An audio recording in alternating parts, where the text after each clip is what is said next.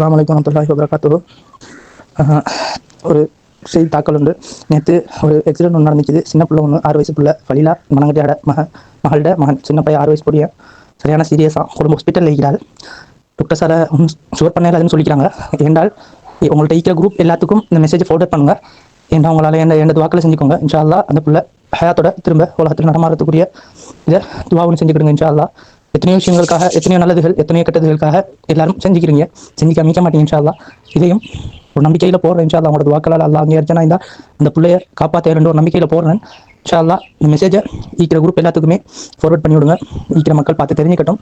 கருத்து குரூப்புகள் எல்லா குரூப்புகளையும் கொஞ்சம் என்றால் ஃபார்வர்ட் ஒன்று பண்ணிக்கோங்க. இன்ஷா அல்லாஹ் அந்த பிள்ளை ஹைராகணும் என்று துவாவும் செஞ்சுக்கிடுங்க. அந்த பிள்ளை கொழும்புல ரொம்ப சீரியஸான கண்டிஷனில் இருக்குது. தலையில் முள் வெடிச்சான். டாக்டர் சாலை ஒன்றும் செய்யலாதுன்னு சொல்லிக்கிறாங்க. மூளையிலேருந்து ரத்தங்க சீதான் ரொம்ப ஒரு இக்கட்டான கட்டத்தில் பிள்ளை அந்த பிள்ளை இருக்குது.